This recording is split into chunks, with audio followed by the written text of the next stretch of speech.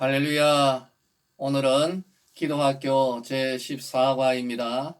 기도는 하나님께로 가는 길입니다. 에레미야 29장 12절에서 13절입니다.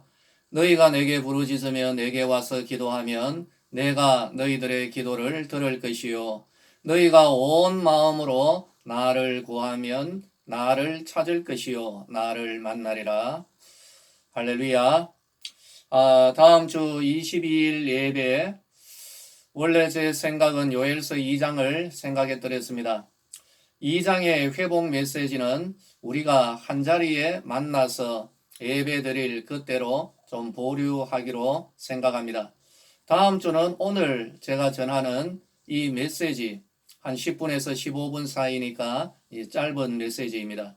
이 메시지를 좀 더 보완해서 우리 새벽의 성도들뿐만 아니라 우리 모든 성도들과 함께 은혜의 말씀을 나누기를 그렇게 계획하고 있습니다. 사랑하는 예루살렘, 그리고 하나님의 백성들의 거침없는 타락과 파멸을 에레미야는 이 영안으로 보고 있었습니다. 결국에는 눈물로 사역하였던 에레미야입니다. 그래서 우리들은 에레미야 선지자를 눈물의 선지자라고 부르고 있습니다. 하지만 이 에레미야는 예루살렘이 불타고 또 동족들이 머나먼 원수의 나라 바벨론으로 끌려갔던 그 시점에서도 하나님께로 돌아올 수 있는 은혜의 길, 살 수 있는 그 길을 믿음으로 제시합니다. 그것은 바로 하나님을 찾는 길입니다. 그 길은 기도의 길입니다. 사랑하는 성도들이여, 그렇기 때문에 기도는 어떤 길이라고요?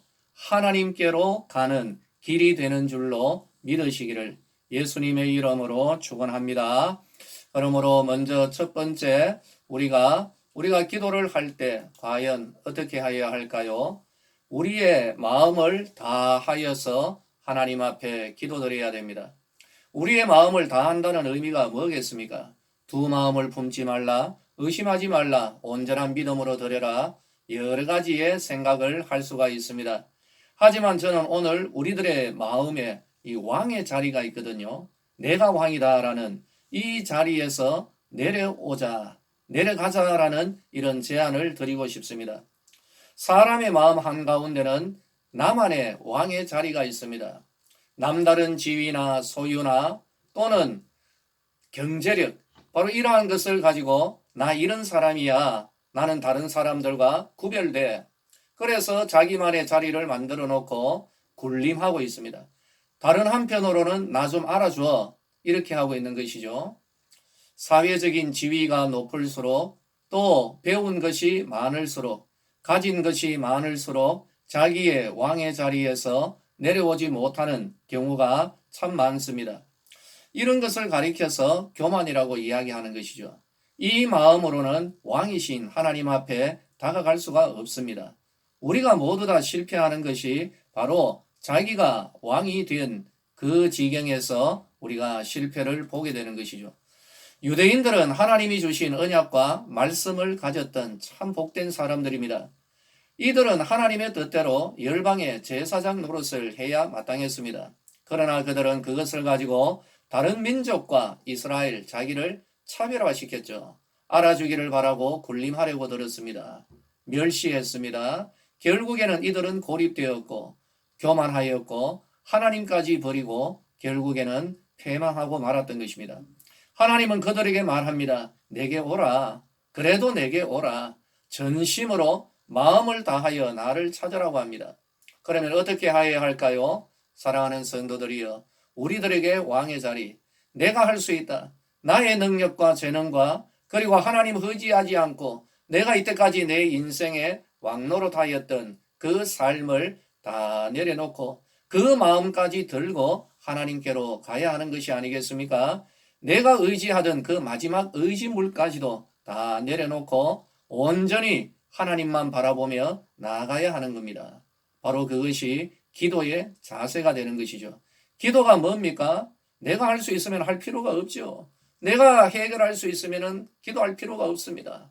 그러나 내가 할 수 없기에 하나님 바라보며 하나님께 기도할 때 나를 의지하던 그 모든 마음까지 온전히 돌려서 하나님께로 온전한 마음으로 나아가는 것, 이것이 바로 기도의 바람직한 자세됨을 믿으시기를 바랍니다. 할렐루야.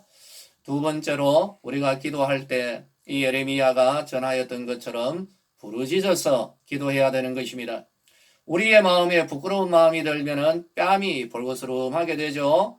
이처럼 우리의 영과 육은 서로 밀접한 관계 가운데 있습니다. 우리가 부르짖어 기도할 때 우리의 영이 깨어나고 반응을 하고 우리의 영이 하나님을 향하여 타오르기 시작하는 겁니다. 그래서 하나님은 부르짖어 기도하기를 원하십니다. 시편에서도 대부분의 기도를 보면은 하나님 앞에 부르짖어 간구하였던 것입니다. 예수님께 간절한 소망을 가지고 나왔던 이들 모든 백성들은 한결같이 예수님을 향하여서 부르짖어서 간구했습니다. 우리의 마음의 생각은 드러나지 않습니다. 결정되지도 않았습니다. 드러나지 않았기 때문에 하지 않아도 아무런 그런 어려움이 없는 것입니다. 그러나 마음으로 생각하던 소망을 하나님께 소리내어 기도할 때 희미하고 불확실하였던 것이 분명하고 확실한 기도의 제목과 소망으로 드러나게 됩니다. 그리고 기도에 큰 방해가 있는데요. 그것은 잡념인 것이죠. 여러분, 묵상하면 잡념에 우리가 휩싸여 그 잡념 속으로 들어갈 수밖에 없습니다. 하지만 소리내어 기도하면 집중력이 생깁니다. 기도자가 소리내어 기도할 때 우리의 영이 잡념에서 벗어납니다. 나의 기도 소리를 듣습니다. 내 영이 내 기도 소리를 들어야 되는 거죠. 그때에 우리의 영이 깨어나는 겁니다. 성도들은 자기가 기도하고 있는 그 공간을 자기의 기도의 소리로 확 채워가야 되는 것이죠. 다른 잡념과 소리들은 잠잠해지고 우리의 영이 잠잠히 하나님만 바라며 하나님 은혜 가운데 집중하며 나아가는 그런 역사가 일어나게 될 것입니다. 그리고 왜 우리가 부르짖어 기도해야 될까요? 우리 사람은 하나님의 형상입니다. 하나님의 말씀에 능력이 있듯이 하나님 형상으로 창조된 우리 사람의 말도 능력이 있습니다. 권위가 있습니다. 때로는 나의 말로 나를 결박하기도 하지만은 말로 우리의 문제를 해결하고 은혜를 입기도 하는 겁니다.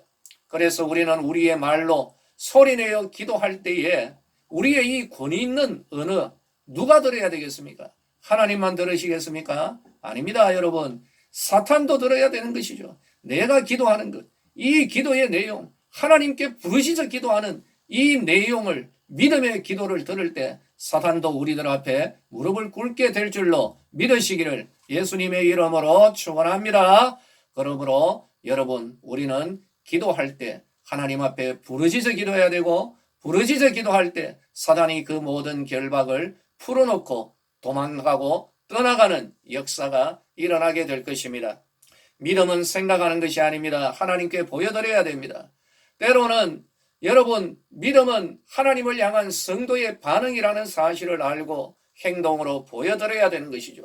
기도 역시 마찬가지입니다. 하나님을 향하여서 그 앞에서 생각만 하고 있어서는 안 됩니다. 그러면요, 잡념 속에 그냥 우리 머릿속에 엉뚱한 생각만 나돌아요. 기도해야 됩니다. 들으시도록 부르짖어야 됩니다. 우리의 기도는 우리의 생각으로 얻은 결론을 입술로 하나님 앞에 아뢰어 올려드리는 것입니다. 기도는 어떻게 해야 된다고요? 부르짖어서 하나님 앞에 구하여야 될 줄로 믿으시는 분은 아멘 하시기 바랍니다. 할렐루야. 우리 모두 다 부르짖어 기도해야 되는 것입니다. 세 번째로 기도는 반복해야 됩니다. 그냥 한 번 드리고 끝내는 거, 이게 믿음이 큰 믿음이 아니라는 거죠. 반복해서 하나님 앞에 구하여야 됩니다. 오늘의 이 본문을 개역성경, 이전의 성경은 너희가 전심으로 나를 찾고 찾으면 나를 만나리라. 찾아라, 또 찾아라, 또 찾으라고 했던 것이죠. 그것이 바로 기도의 길인 것이죠.